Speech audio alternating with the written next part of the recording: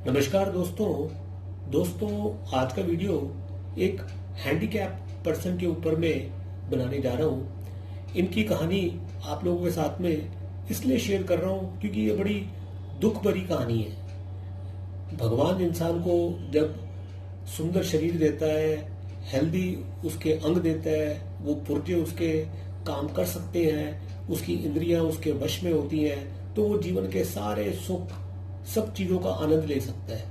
लेकिन लाचारी ये होती है कि जब कोई विकलांगता यानी कि शरीर का कोई पार्ट आपका हैंडीकैप हो जाए तो मन में आपके इच्छाएं जितनी भी होती हैं वो आपको कुचलनी पड़ती हैं, उनको आपको घोटना पड़ता है। जिंदगी एक इस तरह से आपको बितानी पड़ती है कि चाहते हुए भी आप कुछ कर नहीं सकते उसके अंदर में, क्योंकि जब तक आपकी सांस चल रही है आपके मन में ख्वाहिशें तो हर चीज की रहेंगी। और ऐसा नहीं है कि आपका शरीर विकलांग हो गया, कोई किसी किस्म से आप हैंडीकैप हो गए, आपके पांव अगर काम नहीं भी कर रहे, लेकिन शरीर के अंदर में जो आपके हार्मोन्स हैं वो तो एक्टिवेट है और मन में आपके जो इच्छाएं पैदा हो रही हैं वो उन्हीं हार्मोन्स की वजह से हो रही हैं। और ऐसा नहीं कि आपके टांगे विकलांग हुई है तो आपका जो प्राइवेट ऑर्गन है वो काम नहीं कर रहा, लेकिन उसका जो फंक्शन है वो तो तभी पूरा हो पाएगा जब सामने से भी आपको कोई ऐसा पार्टनर मिले कि जिसके साथ की वजह से आप जो है सेक्सुअल रिलेशंस मेंटेन कर पाओ। तो इन सज्जन के साथ में ऐसा है कि कोई खास ज्यादा उम्र नहीं है, अभी करीबन 35-40 साल के बीच में ही है, लेकिन क्योंकि इनकी किसी वजह से जो है टांगे खराब हो गई तो ये क्या है कि बेड रिडन है। इनका जो ख्याल है वो घर में जो इनकी मदर है वो रखती हैं और एक इनकी भांजी है जो इनकी देखरेख करती है। मदर जो है वो इनसे उम्र में करीबन 20 साल बड़ी हैं और जो इनकी भांजी है वो उम्र में इनसे करीबन 20 साल छोटी है। घर के अंदर में ये 2 फीमेल्स हैं।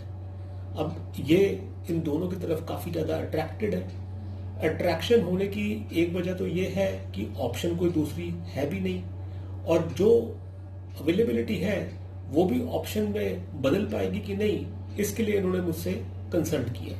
पत्री देख करके कॉम्बिनेशंस तो मैं आपको प्लैनेट्स के समझाऊंगा ही, लेकिन यहाँ पे मैं एक बात क्लैरिफाई करना चाहता हूँ कि बहुत बड़ी लाइफ के अंदर में आपको मौके नहीं मिलते, चाहे वो वजह उसमें कोई भी बन सकती है। यहाँ पे तो शरीर की लाचारी है, उसके अलावा भी बहुत सारी वजहें जीवन में बन जाती हैं।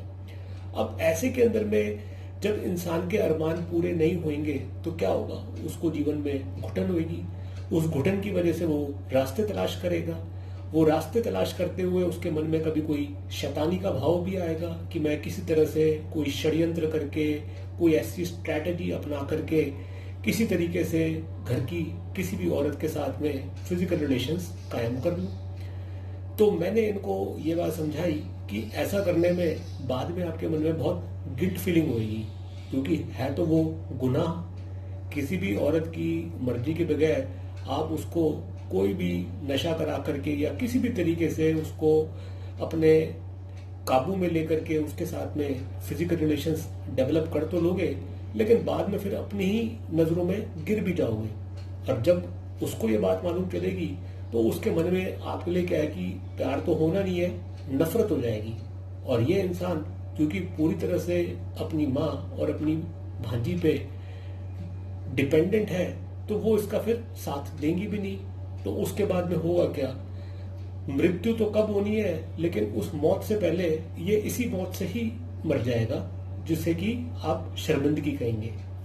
अब मैं कुंडली की आपको योग समझाता हूं। यहाँ पे आप देखिएगा कि मीन लगन की कुंडली है और लग्नेश बृहस्पति वो 6th हाउस में आ गए, जहां पे 8th लॉर्ड शुक्र भी इनके साथ में कंजक्टेड है। और इन दोनों का म्यूचुअल दृष्टि संबंध चंद्रमा के साथ में बना हुआ है। 6ठा भाव बीमारी का है, 8म भाव जो है वो बीमारी को और तेज करता है क्योंकि वो 6th हाउस से 3rd हाउस है। तो यानी कि जो प्रॉब्लम है किसी भी किस्म की बीमारी, उसके अंदर में वो उसकी तरक्की बताता है। जैसे हम कहते हैं ना कि भाई अगर कैंसर हो गया तो वो एडवांस स्टेज पे जा रहा है, तो शुक्र बृहस्पति के साथ में, लग्नेश के साथ में 8th लॉर्ड होकर के ये बताता है कि ये जो क्रॉनिक लंबी चलने वाली बीमारी या जो रोग शरीर में आ गया, ये जाने नहीं वाला। चंद्रमा 12वें भाव में है, शनि की राशि में है। शनि को आप देखेंगे कि वो 11th हाउस में बैठ करके लगन को देखता है, तो इंसान का जो शरीर है वो बीमारी से ग्रसित रहेगा, बीमारी उसको छोड़ेगी नहीं। यहाँ पे जो 12th लॉर्ड शनि है वो 8th हाउस में बैठे हुए बाकी सब प्लैनेट्स को भी देखते हैं। यहाँ पे आप देखेंगे 8th हाउस के अंदर में 7th लॉर्ड बुध बैठ गया, इनके साथ में मंगल की भी युति है और 6th लॉर्ड सूर्य की भी युति है।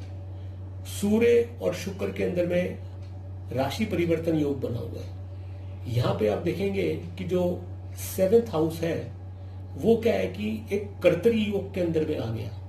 यहाँ पे हम इसे पाप कर्तरी योग भी कह सकते हैं, क्योंकि शुक्र शुभ प्लैनेट होने के बावजूद भी वो 8th लॉर्ड है, और 8th लॉर्ड का 6th हाउस में बैठना और 6th लॉर्ड का 8th हाउस में जाना, ये जो योग बनाता है इसके अंदर में 7th हाउस जो है कंप्रेस हो जाता है।